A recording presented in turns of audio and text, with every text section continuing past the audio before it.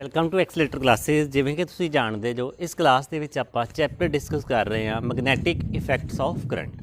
ਤੇ ਅੱਜ ਆਪਾਂ ਇਸੇ ਚੈਪਟਰ ਦੇ ਵਿੱਚ ਨੈਕਸਟ ਟੌਪਿਕ ਦੇਖਦੇ ਹਾਂ। ਤੇ ਸਾਡਾ ਜਿਹੜਾ ਨੈਕਸਟ ਟੌਪਿਕ ਆ ਉਹਦੇ ਵਿੱਚ ਅਸੀਂ ਇਹ ਦੇਖਾਂਗੇ ਕਿ ਇਲੈਕਟ੍ਰਿਕ ਡਾਈਪੋਲ ਮੂਵਮੈਂਟ ਤੇ ਜਿਹੜੀ ਮੈਗਨੈਟਿਕ ਮੂਵਮੈਂਟ ਆ ਇਹਦਾ ਆਪਸ ਦੇ ਵਿੱਚ ਕੀ ਰਿਲੇਸ਼ਨ ਆ। ਹੁਣ ਦੇਖੋ, ਇਹ ਆਰਟੀਕਲ ਸ਼ੁਰੂ ਕਰਨ ਤੋਂ ਪਹਿਲਾਂ ਅਸੀਂ ਕੀ ਕਰਦੇ ਹਾਂ, ਉਸ ਪਹਿਲੇ ਚੈਪਟਰ ਦੇ ਵਿੱਚ ਚੱਲਦੇ ਹਾਂ। ਸਾਡੇ ਕੋਲੋਂ ਪਹਿਲੇ ਚੈਪਟਰ ਦੇ ਵਿੱਚ ਕੀ ਸੀ? ਸਾਡੇ ਕੋਲੋਂ ਪਹਿਲੇ ਚੈਪਟਰ ਦੇ ਵਿੱਚ ਇੱਕ ਡਾਈਪੋਲ ਸੀ ਤੇ ਇਹ ਡਾਈਪੋਲ ਕੋਲ ਕੀ ਆ, ਸੇਮ ਸਟਰੈਂਥ ਦੇ ਦੋ ਚਾਰਜ ਆ, ਇੱਕ ਨੈਗੇਟਿਵ ਤੇ ਇੱਕ ਪੋਜ਼ਿਟਿਵ। ਤੇ ਅਸੀਂ ਕੀ ਕਿਹਾ ਸੀ, ਅਸੀਂ ਪੀ ਪੁਆਇੰਟ ਦੇ ਉੱਪਰ ਇਲੈਕਟ੍ਰਿਕ ਫੀਲਡ ਪਤਾ ਕੀਤਾ ਸੀ। ਸਾਨੂੰ ਪਤਾ ਸੀ ਕਿ ਇਹ ਜਿਹੜਾ ਪੀ ਪੁਆਇੰਟ ਆ ਇਹ ਸੈਂਟਰ ਤੋਂ ਕਿੰਨੀ ਦੂਰੀ ਦੇ ਉੱਪਰ ਆ। ਅਸੀਂ ਮੰਨ ਲਿਆ ਕਿ ਸੈਂਟਰ ਤੋਂ ਆਰ ਦੂਰੀ ਦੇ ਉੱਪਰ ਆ। ਤੇ ਅਸੀਂ ਜਦੋਂ ਇਹਦਾ ਇਲੈਕਟ੍ਰਿਕ ਫੀਲਡ ਪਤਾ ਕੀਤਾ ਸੀ, ਕੇਸ ਬਣਾਇਆ ਸੀ ਐਲ ਜਿਹੜਾ ਵਾ, ਮਤਲਬ ਇਹਦੀ ਜਿਹੜੀ ਹਾਫ ਲੈਂਥ ਆ ਉਹ ਕੀ ਆ, ਬਹੁਤ ਛੋਟੀ ਆ ਆਰ ਦੇ ਨਾਲੋਂ। ਸਾਡੇ ਕੋਲ ਇੱਕ ਸਪੈਸ਼ਲ ਕੇਸ ਆਇਆ ਸੀ ਤੇ ਫਿਰ ਅਸੀਂ ਕਿਹਾ ਸੀ ਕਿ ਇਲੈਕਟ੍ਰਿਕ ਫੀਲਡ ਕੀ ਆਉਂਦਾ ਵਾ, 1/4 ਪਾਈ ਐਪਸਾਈਲਨ 0 2 Q L upon R cube. ਤੇ ਆਪਾਂ ਨੂੰ ਪਤਾ ਵਾ ਕਿ 2 ਕਿਊ ਐਲ ਕੀ ਹੁੰਦਾ ਵਾ, ਸਾਨੂੰ ਪਤਾ 2 ਕਿਊ ਐਲ ਕੀ ਹੁੰਦੀ ਆ, ਇਲੈਕਟ੍ਰਿਕ ਡਾਈਪੋਲ ਮੂਵਮੈਂਟ ਹੁੰਦੀ ਆ। ਤੇ ਅਸੀਂ ਇੱਥੇ ਕੀ ਭਰ ਲਿਆ, ਅਸੀਂ ਭਰ ਲਿਆ 1/4 ਪਾਈ ਐਪਸਾਈਲਨ 0 2 ਪੀ ਆਰ ਕਿਊਬ। ਸੋ ਸਾਡੇ ਕੋਲੋਂ ਇਹ ਵਾਲਾ ਰਿਜ਼ਲਟ ਆਇਆ ਸੀ। ਹੁਣ ਦੇਖੋ, ਜਿਵੇਂ ਦਾ ਇਲੈਕਟ੍ਰਿਕ ਫੀਲਡ ਦੇ ਵਿੱਚ ਇਲੈਕਟ੍ਰਿਕ ਡਾਈਪੋਲ ਆ ਨਾ, ਉਸੇ ਤਰੀਕੇ ਦਾ ਮੈਗਨੈਟਿਕ ਫੀਲਡ ਦੇ ਵਿੱਚ ਕੀ ਆ, ਨਾਰਥ ਪੋਲ ਤੇ ਸਾਊਥ ਪੋਲ। ਕਿਉਂਕਿ ਇੱਥੇ ਕੀ ਆ, ਇਲੈਕਟ੍ਰਿਕ ਫੀਲਡ ਦੇ ਵਿੱਚ ਕੌਣ ਹੁੰਦਾ ਵਾ, ਨੈਗੇਟਿਵ ਚਾਰਜ ਤੇ ਪੋਜ਼ਿਟਿਵ ਚਾਰਜ। ਤੇ ਮੈਗਨੈਟਿਕ ਫੀਲਡ ਦੇ ਵਿੱਚ ਕੌਣ ਹੁੰਦਾ ਵਾ, ਨਾਰਥ ਪੋਲ ਹੁੰਦਾ ਵਾ ਤੇ ਸਾਊਥ ਪੋਲ ਹੁੰਦਾ ਵਾ।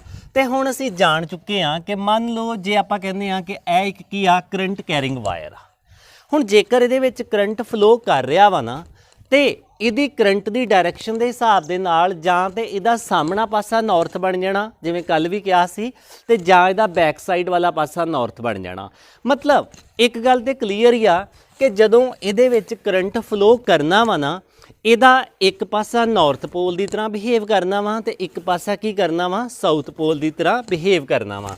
ਤਾਂ ਅਸੀਂ ਇਸ ਕੇਸ ਦੇ ਵਿੱਚ ਇੱਕ ਕੇਸ ਕੀਤਾ ਸੀ, ਜਦੋਂ ਅਸੀਂ ਕੀਤਾ ਸੀ ਕਿ to find the magnetic field due to the current carrying circular ring. ਤੇ ਐਕਸਿਸ ਦੇ ਉੱਪਰ ਆਪਾਂ ਕੀ ਕੀਤਾ ਸੀ, ਆਪਾਂ ਮੈਗਨੈਟਿਕ ਫੀਲਡ ਪਤਾ ਕੀਤਾ ਸੀ ਐਕਸ ਡਿਸਟੈਂਸ ਦੇ ਉੱਪਰ। ਤੇ ਯਾਦ ਹੋਵੇ ਸਾਡੇ ਕੋਲੋਂ ਉਹ ਮੈਗਨੈਟਿਕ ਫੀਲਡ ਕਿੰਨਾ ਆਇਆ ਸੀ, μ0 4 ਪਾਈ ਆਈ ਏ ਅਪੋਨ ਐਕਸ ਕਿਊਬ। ਹੁਣ ਦੇਖੋ, ਸਾਡੇ ਕੋਲੋਂ ਇਹ ਵਾਲਾ ਮੈਗਨੈਟਿਕ ਫੀਲਡ ਆਇਆ ਸੀ। ਤੇ ਜੇਕਰ ਇਹ ਸਰਕੂਲਰ ਰਿੰਗਸ ਜ਼ਿਆਦਾ ਹੋ ਜਾਣ, ਮਤਲਬ ਇਹਦੇ ਗਾੜੀ ਇੱਕ ਰਿੰਗ ਆਪਾਂ ਹੋਰ ਰੱਖ ਦਈਏ, ਇਹਦੇ ਅੱਗੇ ਆਪਾਂ ਇੱਕ ਰਿੰਗ ਹੋਰ ਰੱਖ ਦਈਏ, ਇਹਦੇ ਅੱਗੇ ਆਪਾਂ ਇੱਕ ਰਿੰਗ ਹੋਰ ਰੱਖ ਦਈਏ, ਤੇ ਸਾਡੇ ਕੋਲੋਂ ਅਲਟੀਮੇਟਲੀ ਸ਼ੇਪ ਕਿਵੇਂ ਦੀ ਬਣਨੀ ਆ, ਸੋਲੀਨੋਇਡ ਵਾਲੀ ਬਣਨੀ ਆ, ਇਸ ਤਰੀਕੇ ਨਾਲ।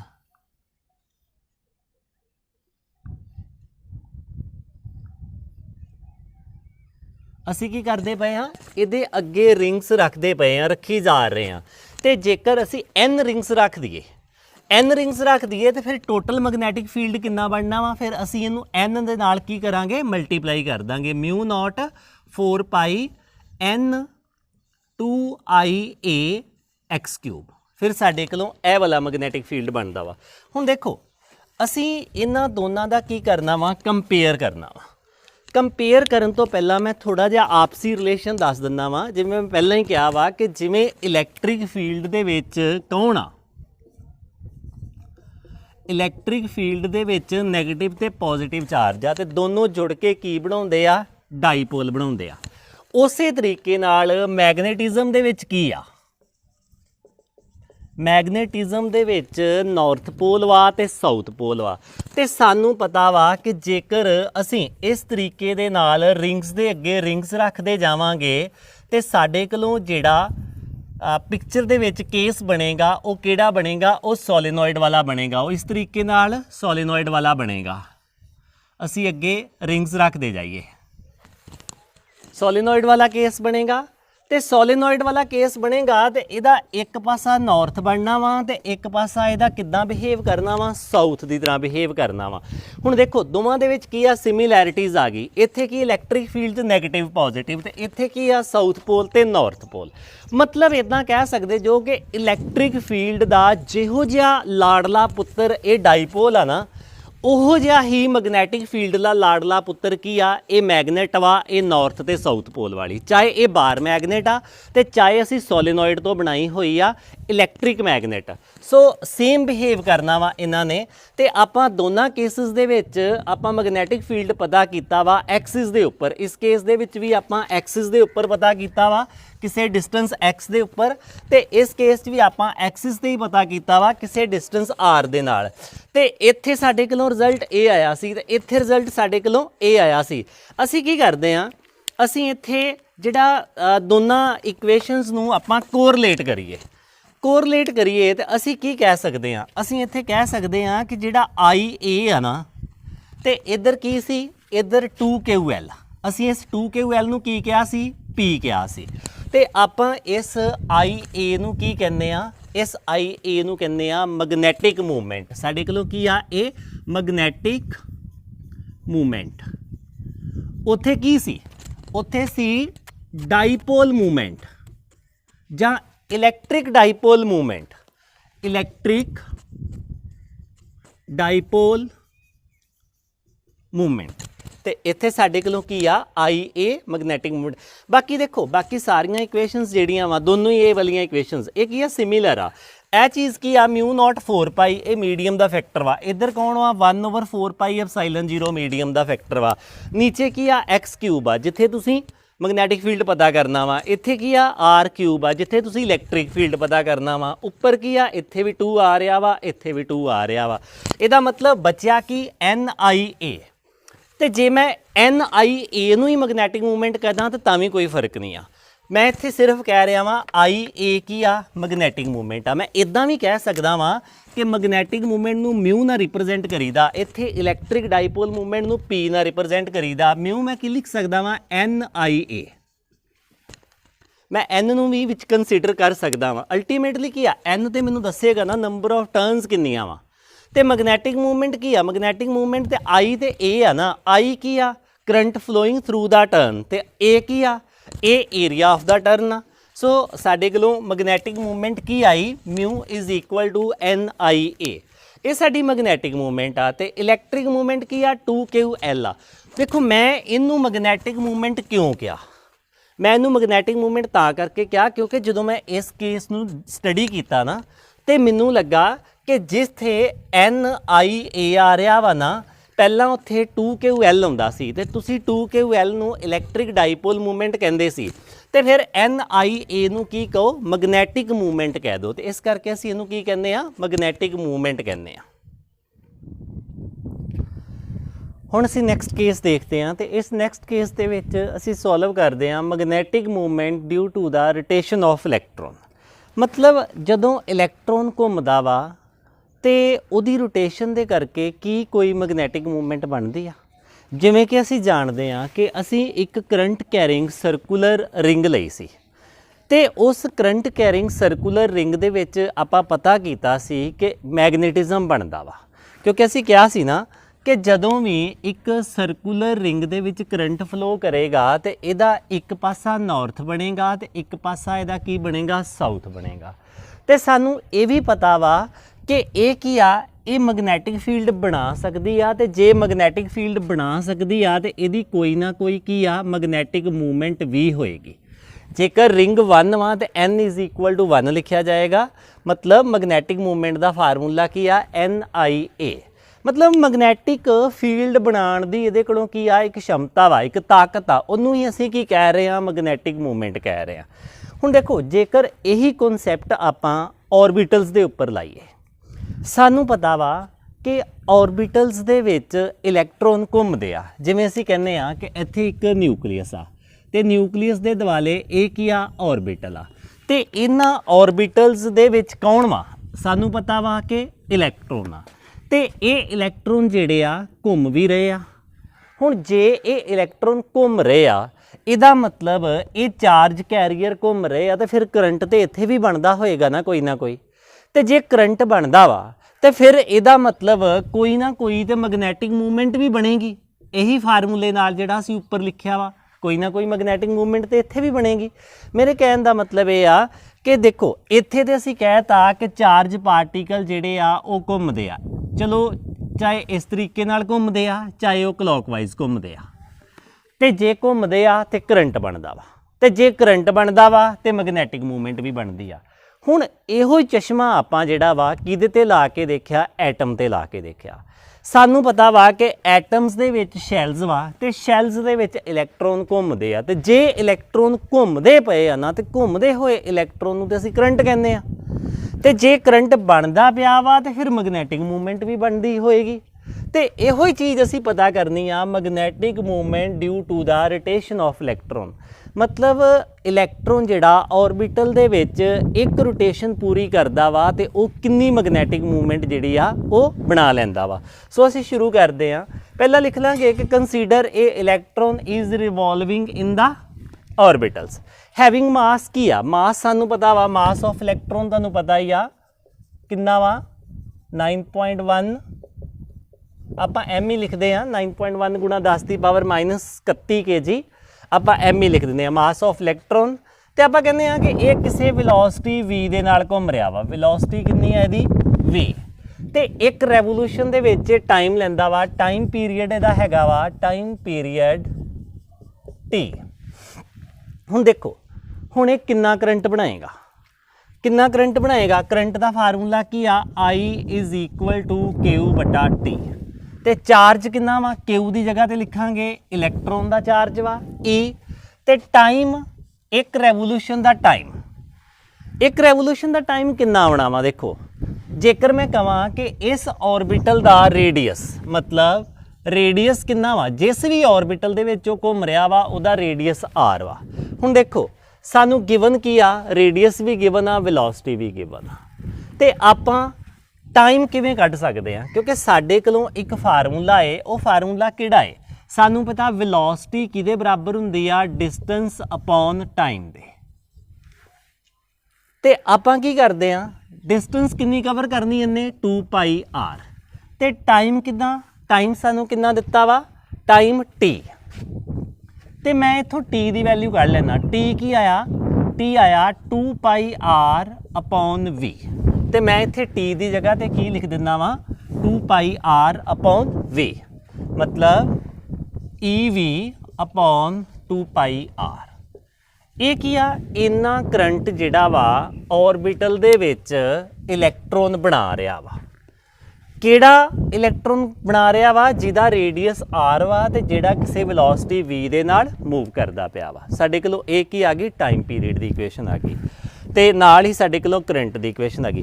ਹੁਣ ਦੇਖੋ ਜੇ ਕਰੰਟ ਬਣਦਾ ਪਿਆ ਵਾ ਮਤਲਬ ਇਲੈਕਟ੍ਰੋਨ ਦੇ ਘੁੰਮਣ ਕਰਕੇ ਵੀ ਇਲੈਕਟ੍ਰੋਨ ਕਰੰਟ ਬਣਾਉਂਦਾ ਪਿਆ ਵਾ, ਤੇ ਇਹਦਾ ਮਤਲਬ ਫਿਰ ਇਹ ਮੈਗਨੈਟਿਕ ਮੂਵਮੈਂਟ ਵੀ ਬਣਾਉਂਦਾ ਹੋਏਗਾ। ਮੈਗਨੈਟਿਕ ਮੂਵਮੈਂਟ ਦਾ ਫਾਰਮੂਲਾ ਕੀ ਆ? NIA।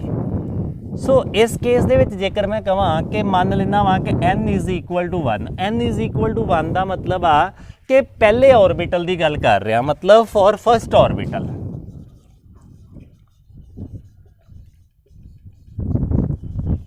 ਫਸਟ ਔਰਬਿਟਲ ਮਿਊ ਕਿੰਨਾ ਆ ਗਿਆ? I ਦੀ ਵੈਲਿਊ ਕਿੰਨੀ ਕੱਢੀ ਆਪਾਂ? EV 2πr, ਤੇ ਇਹ ਏਰੀਆ ਵਾ ਇਹਦਾ, ਇਹਨੂੰ ਇਸ ਤਰੀਕੇ ਨਾਲ ਹੀ ਲਿਖ ਲੈਂਦੇ ਆ। πr² ਵੀ ਲਿਖ ਸਕਦੇ ਆਪਾਂ ਏਰੀਏ ਦੀ ਜਗ੍ਹਾ ਤੇ। ਮੇਰੇ ਕਹਿਣ ਦਾ ਮਤਲਬ ਆਪਾਂ ਇਦਾਂ ਵੀ ਲਿਖ ਸਕਦੇ ਹਾਂ 2πr ਤੇ ਏਰੀਆ πr²। ਤੇ ਇਹ ਸਾਡੇ ਕੋਲੋਂ ਕੀ ਆ ਗਈ? ਮੈਗਨੈਟਿਕ ਮੂਵਮੈਂਟ ਆਫ ਇਲੈਕਟ੍ਰੋਨ, ਪਹਿਲੇ ਔਰਬਿਟਲ ਦੇ ਇਲੈਕਟ੍ਰੋਨ ਦੀ ਮੈਗਨੈਟਿਕ ਮੂਵਮੈਂਟ। ਆਪਾਂ ਕੀ ਕਰਦੇ ਹਾਂ? ਆਪਾਂ ਇਸ ਇਕੁਏਸ਼ਨ ਨੂੰ 1 ਨੰਬਰ ਕਹਿ ਦਿੰਦੇ ਆ, ਇਸ ਇਕੁਏਸ਼ਨ ਨੂੰ 2 ਨੰਬਰ, ਤੇ ਇਹਨੂੰ ਕਹਿ ਦਿੰਦੇ ਆ 3 ਨੰਬਰ। ਹੁਣ ਆਪਾਂ ਇਸ 3 ਨੰਬਰ ਇਕੁਏਸ਼ਨ ਨੂੰ ਕੀ ਕਰਦੇ ਆ? ਰਾਈਟ ਹੈਂਡ ਸਾਈਡ ਦੇ ਉੱਪਰ EV ਪਾਈ ਨਾ ਪਾਈ ਜੇ ਕੱਟਿਆ ਵੀ ਗਿਆ, ਚਲੋ ਰਹਿਣ ਦਿੰਦੇ ਫਿਲਹਾਲ, 2πr πr², ਤੇ ਨੀਚੇ ਮੈਂ ਕੀ ਕਰਨ ਲੱਗਾ ਵਾਂ? ਮਾਸ ਆਫ ਇਲੈਕਟ੍ਰੋਨ ਦੇ ਨਾਲ ਡਿਵਾਈਡ ਕਰਨ ਲੱਗਾ, ਤੇ ਉੱਪਰ ਮਾਸ ਆਫ ਇਲੈਕਟ੍ਰੋਨ ਦੇ ਨਾਲ ਮਲਟੀਪਲਾਈ ਕਰਨ ਲੱਗਾ। मैं मास ऑफ इलैक्ट्रॉन दे नाल ही डिवाइड करता ते मास ऑफ इलैक्ट्रॉन दे नाल ही मल्टीप्लाई करता ते मैं कट दिना वा। मैं इहदे विचों ਇਹ आर कट्टिया गया ਇਹਦੇ ਨਾਲ, पाई कट्टी गई ਇਹਦੇ ਨਾਲ। सो साडे कोलों इक्वेशन की बनी आ e v r m a two m a. हुण जे याद होवे ते एम वी आर की हुंदा वा? एम वी आर हुंदा वा एंगूलर मोमेंटम। सानू पता वा कि एंगूलर मोमेंटम जिहड़ा वा वो किहदे बराबर हुंदा? एम वी आर दे। मास ऑफ इलैक्ट्रॉन, रेडियस ते ओदी वेलोसिटी। आपां की लिखदे आ? इहदी जगह ते लिख लैंदे आ एल। एल नाल रिप्रजेंट कर देना वा कि एल की आ? Mass of angular momentum of electron आ एल। हुण देखो, मैं जेकर मैगनैटिक मूवमेंट ते एल दोनों की डायरैक्शनस नूं अलग अलग तौर पर समझां तो फिर मेरे को इत्थे ना एक नैगेटिव साइन पैना वा। मैं इस नैगेटिव साइन नूं बाद विच दसदा वां कि मैं नैगेटिव साइन क्यों पाया वा। तो इत्थों मैं की लिख सकदा? देखो, इत्थों मैं लिख सकदा वां म्यू अपॉन एल। मैं इस नैगेटिव साइन नूं नहीं लिख रहा, मैगनीट्यूड फॉर्म दे विच लिख रहा वां। इक्वेशन की बनी ई अपॉन 2 ME। ये मेरे कोलों एक इक्वेशन बनी आ। मतलब this is the ratio of magnetic movement and angular momentum of electron. ये साडे कोलों रेशियो आई आ। ते हुण जिहड़ा मैं पहला सवाल कीता सी कि मैं इत्थे नैगेटिव साइन इंट्रोड्यूस क्यों कीता? हुण देखो, नैगेटिव साइन क्यों इंट्रोड्यूस किया? जिहड़ी मैगनैटिक मूवमेंट आ ना वो किहदे करके आ? वो हैगी आ करंट दे करके, मतलब आई दे करके। ते जिहड़ा एंगूलर मोमेंटम आ वो किहदे करके आ? वो इलैक्ट्रॉन दे करके आ। ते सानू पता वा ते करंट ते इलैक्ट्रॉन की जिहड़ी डायरैक्शन आ वो अपोजिट हुंदी आ, क्योंकि असीं कहने आ कि करंट जिहड़ा वा वो पॉजिटिव तो नैगेटिव वाल जांदा वा ते इलैक्ट्रॉन जिहड़े आ वो नैगेटिव तो पॉजिटिव वाल जांदे आ। इहदा मतलब जिधर नूं करंट ने जाना वा ना, इलैक्ट्रॉन्स ने ओदी अपोजिट डायरैक्शन ते जाना वा। ते असीं इस करके इत्थे नैगेटिव साइन इंट्रोड्यूस कर लैंदे आ, क्योंकि एक साइड ते मैगनैटिक मूवमेंट जिहड़ी आ वो करंट दे बिहाफ ते आपां लिखी आ ते एक साइड ते आपां एंगूलर मोमेंटम लिखिया वा वो इलैक्ट्रॉन दे बिहाफ ते लिखिया वा। तां करके मैं इत्थे की लाता? नैगेटिव साइन लगाता वा। सो हुण देखो, साडे कोलों असीं यह नैगेटिव साइन लगाता, मैं इत्थे नैगेटिव साइन नहीं लगाया। तुसीं कह सकदे कि मान लो मैं इहनूं मैगनीट्यूड फॉर्म दे विच लिख लिया वा ते ये जिहड़ी वैल्यू आ ना E अपॉन 2 ME, ये की आ? ये कॉन्सटेंट आ। इलैक्ट्रॉन का मास भी कॉन्सटेंट आ ते इलैक्ट्रॉन का चार्ज भी कॉन्सटेंट आ। ते जेकर आपां इहनूं सॉल्व करिए तो साडे कोलों इहदी वैल्यू आउंदी आ 8.8 गुणा 10 की पावर 10 कूलम पर kg। ये वैल्यू मैं किवें लैके आया वां? मैनूं मास ऑफ इलैक्ट्रॉन पता वा ते चार्ज ऑन इलैक्ट्रॉन भी पता वा ते 2 का भी मैनूं पता वा। मैं सिंपलीफाई करके इनू लैके आया ते इस वैल्यू नूं, मतलब ये जिहड़ी रेशो आ ना, मतलब मैगनैटिक मूवमेंट ते एंगूलर मोमेंटम ऑफ इलैक्ट्रॉन, इनू की बोलते आ? इनू बोलते आ जायरो मैगनैटिक रेशो। जायरो का मतलब हुंदा घूमण वाला, किसी घूमण वाले दी मैगनैटिक रेशो। मैगनैटिक रेशो च आपां की कह रहे हैं? मैगनैटिक मूवमेंट ते एंगूलर मोमेंटम दी रेशो। हुण जे क्वेश्चन पूछा जाए what is gyromagnetic ratio? Gyromagnetic ratio की आ? It is the ratio between the ratio of magnetic movement and angular momentum. दोनों की जिहड़ी रेशो आ, दोनों की जिहड़ी डिवीजन आ, आपां नूं की कह रहे हैं? जायरो मैगनैटिक रेशो कह रहे हैं। तो देखो यूनिट किवें बनाया? उपर की आ? इलैक्ट्रॉन का चार्ज आ, कूलम थले मास आ, coulomb per kg. Coulomb per kg इहदा की आ? यूनिट आ। ये वैल्यू तुसीं याद रखना, अक्सर ये चीज़ पूछी जाती है कि what is gyromagnetic ratio, जां इहदी वैल्यू पूछी जाती आ ते जां इहदा यूनिट पूछा जा सकता। तो इहदियां डिमेंशनस भी तुसीं बना सकते जो, कूलम पर केजी तो तुसीं इहदियां डिमेंशनस भी बना सकते जो, इहदियां डिमेंशनस किन्नियां वा। सो साडे कोलों ये की आ गई? जायरो मैगनैटिक रेशो आ गई, जिहदे विच साडे कोलों वैल्यू आई 8.8 गुणा 10 की पावर 10 किलोग्राम। जेकर आपां इसे रिजल्ट नूं क्वांटम नेचर दे नाल देखीए, क्वांटम नेचर की आ? मॉडर्न फिजिक्स दे नाल। ਜਦੋਂ ਫਿਜ਼ਿਕਸ ਦੇ ਵਿੱਚ ਫੋਟੋ ਇਲੈਕਟ੍ਰਿਕ ਇਫੈਕਟ ਤੇ ਕੌਂਪਟਨ ਇਫੈਕਟ ਆਏ ਸੀ ਤੇ ਉਸ ਸਮੇਂ ਇਹ ਗੱਲ ਕਹੀ ਗਈ ਸੀ ਕਿ ਫਿਜ਼ਿਕਸ ਦੇ ਵਿੱਚ ਅਜੇ ਨਵਾਂ ਡਿਸਕਵਰ ਹੋਣ ਵਾਲਾ ਬਹੁਤ ਕੁਝ ਬਾਕੀ ਆ ਤੇ ਹੁਣ ਜਿਹੜੀ ਫਿਜ਼ਿਕਸ ਦੀ ਸਟਾਰਟਿੰਗ ਹੋਈ ਸੀ ਉਹਨੂੰ ਕੁਆਂਟਮ ਫਿਜ਼ਿਕਸ ਕਿਹਾ ਜਾਂਦਾ ਵਾ। ਤੇ ਜੇਕਰ ਆਪਾਂ ਕੁਆਂਟਮ ਫਿਜ਼ਿਕਸ ਦੀ ਗੱਲ ਕਰੀਏ ਨਾ, ਜਿਵੇਂ ਅਸੀਂ ਕਲਾਸੀਕਲ ਫਿਜ਼ਿਕਸ ਦੇ ਵਿੱਚ ਐਂਗੂਲਰ ਮੋਮੈਂਟਮ ਨੂੰ ਲਿਖਦੇ ਆ MVR, ਕਿਹਦੇ ਵਿੱਚ? ਕਲਾਸੀਕਲ ਫਿਜ਼ਿਕਸ ਦੇ ਵਿੱਚ। ਤੇ ਇਸੇ ਐਂਗੂਲਰ ਮੋਮੈਂਟਮ ਨੂੰ ਆਪਾਂ ਕੁਆਂਟਮ ਫਿਜ਼ਿਕਸ 'ਚ ਲਿਖਦੇ ਹਾਂ NH ਕ੍ਰਾਸ। ਇਹ ਕਿਹਦੇ 'ਚ ਲਿਖਦੇ ਹਾਂ? ਕੁਆਂਟਮ 'ਚ, ਮਤਲਬ ਮਾਡਰਨ ਫਿਜ਼ਿਕਸ ਦੇ ਵਿੱਚ NH ਕ੍ਰਾਸ। ਇਹ ਜਿਹੜਾ H ਕ੍ਰਾਸ ਹੁੰਦਾ ਨਾ, ਇਹਦੀ ਵੈਲਿਊ ਹੁੰਦੀ ਆ H/2π। H ਕੀ ਆ? ਪਲੈਂਕਸ ਕੌਂਸਟੈਂਟ ਆ, ਤੇ 2π ਤੁਹਾਨੂੰ ਪਤਾ ਵਾ ਕੌਂਸਟੈਂਟ ਹੀ ਆ। ਹੁਣ ਸਾਡੇ ਕੋਲੋਂ ਇਹ ਜਿਹੜਾ ਰਿਜ਼ਲਟ ਆਇਆ ਸੀ, ਇਹ ਦੇਖੋ ਸਾਡੇ ਕੋਲੋਂ ਰਿਜ਼ਲਟ ਕੀ ਆਏ। ਇਹ ਰਿਜ਼ਲਟ ਹੈਗਾ ਵਾ μ = -e 2me ਤੇ l। ਤੇ ਮੈਂ ਇਸ l ਦੀ ਜਗ੍ਹਾ ਤੇ ਉੱਪਰ ਵਾਲੀ ਵੈਲਿਊ ਭਰਦਾ ਵਾਂ, ਤੇ ਮੇਰੇ ਕੋਲੋਂ ਰਿਜ਼ਲਟ ਕੀ ਆਏਗਾ? -NEH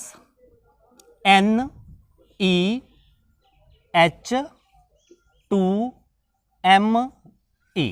ਆ me ਦਾ ਮਤਲਬ ਆ ਕਿ ਮਾਸ ਆਫ ਇਲੈਕਟ੍ਰੋਨ, ਵੱਖਰੇ ਵੱਖਰੇ ਸ਼ਬਦ ਨਹੀਂ ਆ। me ਮਤਲਬ mass of electron, mass of electron. ਸੋ ਮੇਰੇ ਕੋਲੋਂ ਮਿਊ ਕੀ ਆਈ? -NEH/2me। ਨੀਚੇ 2π ਵੀ ਆਏਗਾ, ਇੱਥੇ 2π ਵੀ ਆਏਗਾ ਕਿਉਂਕਿ ਇੱਥੇ 2π ਲੱਗਾ ਹੋਇਆ ਵਾ। ਤੇ ਓਵਰਆਲ ਰਿਜ਼ਲਟ ਕੀ ਬਣਿਆ? -NEH 4πme। ਹੁਣ ਦੇਖੋ ਇਹ ਸਾਰੇ ਹੀ ਕੌਂਸਟੈਂਟ ਆ। ਜੇਕਰ ਆਪਾਂ n ਨੂੰ ਛੱਡ ਦਈਏ ਨਾ, n ਕੀ ਆ? ਨੰਬਰ ਆਫ ਔਰਬਿਟਲ ਆ, ਪਹਿਲਾ ਵਾ, ਦੂਜਾ ਵਾ, ਤੀਜਾ ਵਾ। E ਵੀ ਕੌਂਸਟੈਂਟ ਆ, ਇਲੈਕਟ੍ਰੋਨ ਤੇ ਚਾਰਜ। H ਪਲੈਂਕਸ ਕੌਂਸਟੈਂਟ ਆ, 4π ਵੀ ਕੌਂਸਟੈਂਟ ਆ, ਤੇ me ਵੀ ਕੌਂਸਟੈਂਟ ਆ। ਤੇ ਜੇਕਰ ਆਪਾਂ n = 1 ਲੈ ਕੇ, ਮਤਲਬ ਪਹਿਲੇ ਔਰਬਿਟਲ ਦੇ ਪਹਿਲੇ ਇਲੈਕਟ੍ਰੋਨ ਦੀ ਗੱਲ ਕਰੀਏ, ਮਤਲਬ ਫੋਰ n = 1, ਤੇ ਮਿਊ ਨੂੰ ਸੋਲਵ ਕਰੀਏ ਨਾ, ਤੇ ਮਿਊ ਨੂੰ ਸੋਲਵ ਆਪਾਂ ਕਿੱਦਾਂ ਕਰਨਾ ਵਾ? ਚਾਰਜ ਆਫ ਇਲੈਕਟ੍ਰੋਨ ਵੀ ਭਰ ਲੈਣਾ ਵਾ, H ਦੀ ਵੈਲਿਊ ਭਰ ਲੈਣੀ ਆ, ਤੇ ਸਾਰੀਆਂ ਵੈਲਿਊਜ਼ ਅਸੀਂ ਕੀ ਕਰਨੀਆਂ ਵਾ? ਭਰ ਲੈਣੀਆਂ ਵਾ। ਤੇ ਭਰ ਕੇ ਸਾਡੇ ਕੋਲੋਂ ਸਿੰਪਲੀਫਿਕੇਸ਼ਨ ਤੇ ਆਉਣਾ ਵਾ।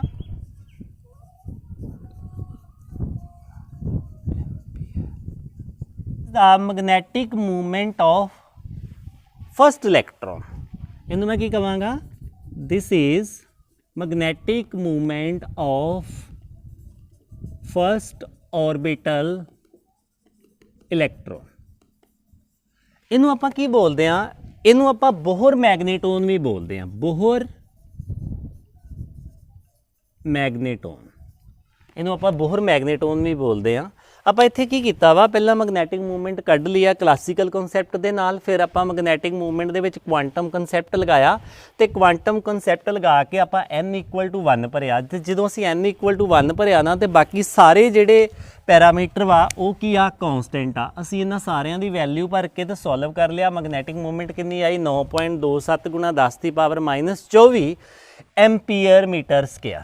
ਵੈਸੇ ਵੀ ਮੈਨੂੰ ਪਤਾ ਵਾ ਕਿ ਮੈਗਨੈਟਿਕ ਮੂਵਮੈਂਟ ਦਾ ਯੂਨਿਟ ਕੀ ਹੋਣਾ, ਕਿਉਂਕਿ ਅਸੀਂ ਮੈਗਨੈਟਿਕ ਮੂਵਮੈਂਟ ਕਿਹਨੂੰ ਕਿਹਾ ਵਾ? ਅਸੀਂ ਇੱਥੇ ਲਿਖਿਆ ਸੀ ਕਿ ਮੈਗਨੈਟਿਕ ਮੂਵਮੈਂਟ, ਆਪਾਂ ਇੱਥੇ ਲਿਖ ਲੈਂਦੇ ਹਾਂ ਕਿ ਮੈਗਨੈਟਿਕ ਮੂਵਮੈਂਟ ਆਪਾਂ ਕੀ ਕਿਹਾ? NIA। n ਇੱਕ ਅੰਕ ਵਾ, I ਮਤਲਬ ਐਂਪੀਅਰ, ਤੇ ਏਰੀਆ ਮੀਟਰ ਸਕੁਅਰ। ਤੇ ਉੱਥੇ ਵੀ ਸਾਡੇ ਕੋਲ ਇਹੀ ਆਇਆ ਨਾ, 9.27 × 10⁻⁻24 ਐਂਪੀਅਰ ਮੀਟਰ ਸਕੁਅਰ। ਮੈਂ ਇੱਥੇ MP ਲਿਖ ਦਿੰਦਾ, ਐਂਪੀਅਰ ਮੀਟਰ ਸਕੁਅਰ। ਸਾਡੇ ਕੋਲੋਂ ਮੈਗਨੈਟਿਕ ਮੂਵਮੈਂਟ ਦਾ ਯੂਨਿਟ ਆਇਆ। ਇਸ ਗੱਲ ਦਾ ਖਾਸ ਧਿਆਨ ਰੱਖਣਾ ਕਿ ਇਹ ਯੂਨਿਟ ਵੀ ਪੁੱਛਿਆ ਜਾ ਸਕਦਾ ਕਿ ਮੈਗਨੈਟਿਕ ਮੂਵਮੈਂਟ ਦਾ ਯੂਨਿਟ ਕੀ ਆ, ਇਲੈਕਟ੍ਰਿਕ ਡਾਈਪੋਲ ਮੂਵਮੈਂਟ ਦਾ ਯੂਨਿਟ ਕੀ ਆ। ਤੇ ਮੈਂ ਨਾਲ ਹੀ ਕਿਹਾ ਵਾਂ ਕਿ ਕਹਿ ਰਿਹਾ ਵਾਂ ਕਿ ਜਦੋਂ n = 1 ਭਰ ਲੈਣਾ ਵਾ ਨਾ, ਫਿਰ ਜਿਹੜੀ ਵੈਲਿਊ ਹੋਣੀ ਆ ਨਾ, ਉਹਨੂੰ ਤੁਸੀਂ ਕਹਿਣਾ ਵਾ ਬੋਹਰ ਮੈਗਨੇਟੋਨ। ਜਦੋਂ n = 2 ਭਰ ਲੈਣਾ ਵਾ ਨਾ, ਫਿਰ ਨਹੀਂ।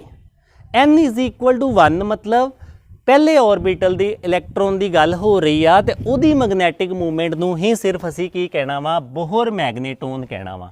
ਕਿਉਂਕਿ ਤੁਸੀਂ ਬੋਹਰ ਐਟੋਮਿਕ ਮਾਡਲ ਪੜ੍ਹਿਆ ਹੋਏਗਾ। ਜੇ ਪੂਰੀ ਗੱਲ ਕਰੀਏ ਤੇ ਬੋਹਰ ਹਾਈਡਰੋਜਨ ਮਾਡਲ ਆਫ ਐਟਮ। ਤੇ ਹਾਈਡਰੋਜਨ ਕੀ ਸੀ? ਹਾਈਡਰੋਜਨ ਸਿੰਗਲ ਇਲੈਕਟ੍ਰੋਨ ਵਾਲਾ ਐਟਮ ਸੀ, ਤੇ ਉਹਨੇ ਸਿੰਗਲ ਇਲੈਕਟ੍ਰੋਨ ਵਾਲਾ ਐਟਮ ਕੰਸੀਡਰ ਕਰਕੇ ਹੀ ਉਹਨੇ n = 1 ਭਰ ਕੇ ਪਹਿਲੇ ਇਲੈਕਟ੍ਰੋਨ ਦੀ ਕੱਢ ਲਈ। ਤੇ ਪਹਿਲੇ ਇਲੈਕਟ੍ਰੋਨ ਦੀ ਮੈਗਨੈਟਿਕ ਮੂਵਮੈਂਟ ਕਿੰਨੀ ਆਈ ਆ? 9.27 × 10⁻⁻24 ਐਂਪੀਅਰ ਪਰ ਮੀਟਰ ਸਕੁਅਰ। ਸੋ ਅਸੀਂ ਦੇਖਿਆ ਸਾਡੇ ਕੋਲੋਂ ਆਰਟੀਕਲ ਕੀ ਸੀ? Magnetic movement due to rotation of electron.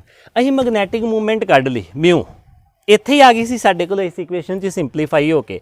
ਬਾਅਦ ਵਿੱਚ ਇਹ ਬਣ ਗਈ, ਸਿੰਪਲੀਫਾਈ ਹੋ ਗਈ। ਅਸੀਂ ਦੇਖਿਆ ਕਿ ਮੈਗਨੈਟਿਕ ਮੂਵਮੈਂਟ ਦੇ ਵਿੱਚ L ਆਉਂਦਾ ਵਾ, ਤੇ ਚਲੋ L ਨੂੰ ਕੀ ਕਰਦੇ ਆ, ਇੱਧਰ ਨੀਚੇ ਲੈ ਜਾਂਦੇ ਆ ਤੇ ਬਾਕੀ ਸਾਰੇ ਉੱਧਰ ਰੱਖ ਲੈਂਦੇ ਆ। ਬਾਕੀ ਸਾਰੇ ਉੱਧਰ ਤਾਂ ਰੱਖਣੇ ਆ ਕਿਉਂਕਿ ਉਹ ਸਾਰੇ ਹੀ ਕੌਂਸਟੈਂਟ ਆ, ਤੇ ਕੌਂਸਟੈਂਟ ਆ ਤੇ ਮਿਊ ਬਟਾ L ਦੀ ਆਪਾਂ ਕੀ ਕਰਦੇ ਆ, ਵੈਲਿਊ ਕੱਢ ਲੈਂਦੇ ਆ। ਤੇ ਮਿਊ ਬਟਾ L ਦੀ ਅਸੀਂ ਵੈਲਿਊ ਕੱਢ ਕੇ ਲਿਖ ਲਈ ਤੇ ਇਹਨੂੰ ਨਾਂ ਦੇਤਾ ਜਾਇਰੋਮੈਗਨੈਟਿਕ ਰੇਸ਼ੋ। ਬਾਅਦ ਵਿੱਚ ਅਸੀਂ ਕੀ ਸੋਚਿਆ, ਅਸੀਂ ਸੋਚਿਆ ਕਿ L ਜਿਹੜਾ ਕਲਾਸੀਕਲ ਫਿਜ਼ਿਕਸ ਦੇ ਹਿਸਾਬ ਨਾਲ ਤੇ MVR ਦੇ ਬਰਾਬਰ ਆ, ਪਰ ਕੁਆਂਟਮ ਦੇ ਹਿਸਾਬ ਨਾਲ ਇਹ ਕਿਹਦੇ ਬਰਾਬਰ ਆ, NH ਕ੍ਰੋਸ, ਤੇ H ਕਿਹਦੇ ਬਰਾਬਰ ਆ, H/2 ਪਾਈ। ਅਸੀਂ ਉਹਦੇ ਹਿਸਾਬ ਨਾਲ ਹੀ ਸੋਚਣਾ ਸ਼ੁਰੂ ਕੀਤਾ ਤੇ ਸਿੰਪਲੀਫਾਈ ਕਰਤਾ। ਹੁਣ ਇੱਥੋਂ ਤੱਕ ਅਸੀਂ ਸਿੰਪਲੀਫਾਈ ਕਰ ਲਿਆ ਉੱਪਰ ਤੇ ਇਸ ਤੋਂ ਬਾਅਦ ਵਿੱਚ ਸਾਨੂੰ ਪਤਾ ਲੱਗਾ ਕਿ ਬੋਹਰ ਨੇ ਹਾਈਡਰੋਜਨ ਐਟਮ ਦੇ ਸਪੈਕਟਰੇ ਨੂੰ ਐਕਸਪਲੇਨ ਕੀਤਾ ਵਾ। ਮਤਲਬ ਉਹ ਬੋਹਰ ਜਿਹੜਾ ਵਾ ਹਾਈਡਰੋਜਨ ਐਟਮ ਦੇ ਉੱਪਰ ਕੰਮ ਕਰ ਰਿਹਾ ਵਾ ਤੇ ਉਹਨੇ ਮੰਨਿਆ ਵਾ ਕਿ ਪਹਿਲੇ ਔਰਬਿਟਲ ਦੇ ਵਿੱਚ ਇੱਕ ਇਲੈਕਟ੍ਰੋਨ ਆ, ਤੇ ਅਸੀਂ ਉਹਦੇ ਹਿਸਾਬ ਨਾਲ ਸੋਚ ਲਿਆ ਕਿ ਜੇ n = 1 ਭਰ ਦਈਏ ਤੇ ਫਿਰ ਜਿਹੜੀ ਮੈਗਨੈਟਿਕ ਮੂਵਮੈਂਟ ਆਉਣੀ ਆ, ਫਿਰ ਇਹ ਉਹੋ ਹੀ ਮੈਗਨੈਟਿਕ ਮੂਵਮੈਂਟ ਹੋਊਗੀ ਨਾ ਜਿਹੜੀ ਬੋਹਰ ਕਹਿ ਰਿਹਾ ਵਾ, ਤੇ ਅਸੀਂ ਇਹਨੂੰ ਕਹਿਤਾ ਬੋਹਰ ਮੈਗਨੇਟੋਨ। ਸੋ ਇਹ ਸਾਡੀ ਕੀ ਆ, ਮੈਗਨੈਟਿਕ ਮੂਵਮੈਂਟ ਆ ਇਲੈਕਟ੍ਰੋਨ ਦੀ। ਪਰ ਇੱਥੇ ਇੱਕ ਕੁਐਸਚਨ ਆ, ਕੀ ਇਹ ਫੰਡਾਮੈਂਟਲ ਮੈਗਨੇਟਿਜ਼ਮ ਆ? ਮਤਲਬ ਅਸੀਂ ਦੇਖਿਆ ਨਾ ਕਿ ਇੱਕ ਇਲੈਕਟ੍ਰੋਨ ਜਿਹੜਾ ਵਾ ਉਹ ਜਦੋਂ ਸ਼ੈਲਸ ਦੇ ਵਿੱਚ ਘੁੰਮਦਾ ਵਾ ਉਦੋਂ ਵੀ ਕਰੰਟ ਬਣਾਉਂਦਾ ਵਾ, ਤੇ ਉਹ ਕਰੰਟ ਕੀ ਆ, ਇੱਕ ਮੈਗਨੇਟਿਜ਼ਮ ਕ੍ਰੀਏਟ ਕਰਦੀ ਆ। ਪਰ ਕੀ ਇਹ ਫੰਡਾਮੈਂਟਲ ਮਤਲਬ ਇਨੀਸ਼ੀਅਲ ਮੈਗਨੇਟਿਜ਼ਮ ਇਹ ਆ ਕਿ ਜਾਂ ਕੋਈ ਹੋਰ ਵਾ? ਤਾਂ ਇਹਦਾ ਆਨਸਰ ਆ ਕਿ ਜਿਹੜਾ ਫੰਡਾਮੈਂਟਲ ਮੈਗਨੇਟਿਜ਼ਮ ਆ ਨਾ, ਉਹ ਗੱਲ ਕਹਿਣ ਤੋਂ ਪਹਿਲਾਂ ਅਸੀਂ ਪਹਿਲਾਂ ਇਲੈਕਟ੍ਰੋਨ ਦੇ ਮੋਸ਼ਨ ਨੂੰ ਦੇਖ ਲਈਏ। ਸਾਨੂੰ ਪਤਾ ਵਾ ਕਿ ਇਲੈਕਟ੍ਰੋਨ ਦਾ ਮੋਸ਼ਨ ਦੋ ਤਰ੍ਹਾਂ ਦਾ ਵਾ, ਇੱਕ ਤੇ ਉਹ ਸ਼ੈਲਸ ਦੇ ਵਿੱਚ ਘੁੰਮ ਰਿਹਾ ਵਾ ਤੇ ਇੱਕ ਉਹ ਆਪਣੀ ਐਕਸਿਸ ਦੇ ਦੁਆਲੇ ਵੀ ਘੁੰਮ ਰਿਹਾ ਵਾ। ਤੇ ਜਦੋਂ ਇੱਕ ਇਲੈਕਟ੍ਰੋਨ ਆਪਣੀ ਐਕਸਿਸ ਦੇ ਦੁਆਲੇ ਘੁੰਮਦਾ ਵਾ ਨਾ, ਉਦੋਂ ਵੀ ਉਹ ਕੀ ਆ, ਇੱਕ ਮੈਗਨੈਟਿਕ ਮੂਵਮੈਂਟ ਪੈਦਾ ਕਰਦਾ ਵਾ, ਕਿਉਂਕਿ ਉਹ ਮੂਵ ਕਰ ਰਿਹਾ ਵਾ, ਮੈਗਨੈਟਿਕ ਮੂਵਮੈਂਟ ਪੈਦਾ ਕਰੇਗਾ। ਤੇ ਉਹ ਜਿਹੜੀ ਮੈਗਨੈਟਿਕ ਮੂਵਮੈਂਟ ਪੈਦਾ ਕਰੇਗੀ ਜਾਂ ਮੈਗਨੈਟਿਕ ਫੀਲਡ ਨੂੰ ਜਾਂ ਮੈਗਨੇਟਿਜ਼ਮ ਕਰੈਕਟਰ ਨੂੰ ਬਣਾਉਣ ਦੀ ਤਾਕਤ ਪੈਦਾ ਕਰੇਗੀ, ਉਹਨੂੰ ਅਸੀਂ ਕੀ ਕਵਾਂਗੇ, ਫੰਡਾਮੈਂਟਲ ਮੈਗਨੇਟਿਜ਼ਮ ਕਵਾਂਗੇ। ਮੇਰੇ ਕਹਿਣ ਦਾ ਮਤਲਬ ਇਹ ਆ ਕਿ ਜਦੋਂ ਇਲੈਕਟ੍ਰੋਨ ਆਪਣੀ ਐਕਸਿਸ ਦੇ ਦੁਆਲੇ ਘੁੰਮਦਾ ਵਾ ਤੇ ਉਸ ਸਮੇਂ ਜਿਹੜਾ ਮੈਗਨੇਟਿਜ਼ਮ ਜਾਂ ਮੈਗਨੈਟਿਕ ਕਰੈਕਟਰ ਪੈਦਾ ਕਰਦਾ ਵਾ, ਉਹ ਫੰਡਾਮੈਂਟਲ ਮੈਗਨੇਟਿਜ਼ਮ ਆ ਸਾਡਾ। ਇਹ ਕੀ ਆ, ਇਹ ਤੇ ਸ਼ੈਲਸ ਦੇ ਵਿੱਚ ਘੁੰਮ ਰਿਹਾ ਵਾ, ਤੇ ਸ਼ੈਲਸ 'ਚ ਘੁੰਮਣ ਤੋਂ ਪਹਿਲਾਂ ਕੀ ਆ, ਉਹ ਆਪਣੀ ਐਕਸਿਸ ਦੇ ਦੁਆਲੇ ਵੀ ਘੁੰਮਦਾ ਵਾ, ਤੇ ਜਦੋਂ ਐਕਸਿਸ ਦੇ ਦੁਆਲੇ ਘੁੰਮਦਾ ਉਦੋਂ ਵੀ ਇੱਕ ਮੈਗਨੈਟਿਕ ਫੀਲਡ ਬਣਾਉਂਦਾ ਵਾ। ਤੇ ਉਹ ਫੀਲਡ ਜਿਹੜਾ ਵਾ ਆਪਾਂ ਕਿਹਦੇ ਨਾਲ ਰਿਪਰੈਜ਼ੈਂਟ ਕਰਦੇ ਆ, ਮੈਗਨੈਟਿਕ ਮੂਵਮੈਂਟ ਦੇ ਨਾਲ। ਤੇ ਜੇ ਆਪਾਂ ਮੈਗਨੈਟਿਕ ਮੂਵਮੈਂਟ ਨੂੰ ਸਮਝਣਾ ਹੋਵੇ ਕੀ ਆ, ਮੈਗਨੈਟਿਕ ਮੂਵਮੈਂਟ ਕੀ ਆ, ਮੈਗਨੈਟਿਕ ਮੂਵਮੈਂਟ ਇੱਕ ਅਬਿਲਿਟੀ ਆ to create the magnetic field, ਕਿ ਮੈਗਨੈਟਿਕ ਫੀਲਡ ਪੈਦਾ ਕਰਨ ਦੀ ਤਾਕਤ ਅਸੀਂ ਮੈਗਨੈਟਿਕ ਮੂਵਮੈਂਟ ਤੋਂ ਅਬਜ਼ਰਵ ਕਰਦੇ ਹਾਂ ਕਿ ਇਹਦੀ ਮੈਗਨੈਟਿਕ ਮੂਵਮੈਂਟ ਕਿੰਨੀ ਕਾ, ਉਹਦੇ ਹਿਸਾਬ ਨਾਲ ਅਸੀਂ ਕਹਿ ਦਿੰਦੇ ਹਾਂ ਕਿ ਇਹ ਮੈਗਨੈਟਿਕ ਫੀਲਡ ਕਿੰਨਾ ਕੁ ਬਣਾ ਸਕਦਾ ਵਾ। ਅਸੀਂ ਇਸ ਮੈਗਨੈਟਿਕ ਮੂਵਮੈਂਟ ਨੂੰ ਜਿਹੜੀ ਅਸੀਂ ਇੱਥੇ ਕੱਢੀ ਆ, ਆਰਬਿਟਲ ਮੈਗਨੈਟਿਕ ਮੂਵਮੈਂਟ ਕਹਿ ਦਿੰਦੇ ਆ। ਤੇ ਜਿਹੜੀ ਸਪਿਨ ਦੇ ਕਰਕੇ ਆ, ਜਿਹੜੀ ਉਹਦੀ ਐਕਸਿਸ ਦੇ ਦੁਆਲੇ ਮੈਗਨੈਟਿਕ ਮੂਵਮੈਂਟ ਬਣਦੀ ਆ, ਉਹਨੂੰ ਅਸੀਂ ਸਪਿਨ ਮੈਗਨੈਟਿਕ ਮੂਵਮੈਂਟ ਕਹਿੰਦੇ ਆ। ਮੇਰੇ ਕਹਿਣ ਦਾ ਮਤਲਬ ਕੀ ਹੋ ਗਿਆ, ਇਹ ਕੀ ਆ, ਆਰਬਿਟਲ ਮੈਗਨੈਟਿਕ ਮੂਵਮੈਂਟ। ਤੇ ਜਦੋਂ ਉਹ ਆਪਣੀ ਐਕਸਿਸ ਦੇ ਦੁਆਲੇ ਘੁੰਮਦਾ ਵਾ, ਆਪਣੀ ਸਪਿਨ ਦੇ ਦੁਆਲੇ ਘੁੰਮਦਾ ਵਾ, ਉਦੋਂ ਸਪਿਨ ਮੈਗਨੈਟਿਕ ਮੂਵਮੈਂਟ। ਤੇ ਜਿਹੜੀ ਸਪਿਨ ਮੈਗਨੈਟਿਕ ਮੂਵਮੈਂਟ ਆ ਨਾ, ਉਹ ਫੰਡਾਮੈਂਟਲ ਮੈਗਨੈਟਿਕ ਮੂਵਮੈਂਟ ਆ, ਉਹ ਮਤਲਬ ਇਨੀਸ਼ੀਅਲ ਮੈਗਨੈਟਿਕ ਮੂਵਮੈਂਟ ਉਹ ਆ। ਸੋ ਅੱਜ ਦੀ ਕਲਾਸ ਦੇ ਵਿੱਚ ਇੰਨਾ ਹੀ। ਇਸ ਤੋਂ ਬਾਅਦ ਵਿੱਚ ਮਿਲਦੇ ਹਾਂ ਨੈਕਸਟ ਆਰਟੀਕਲ ਦੇ ਨਾਲ ਨੈਕਸਟ ਕਲਾਸ ਦੇ ਵਿੱਚ। ਧੰਨਵਾਦ।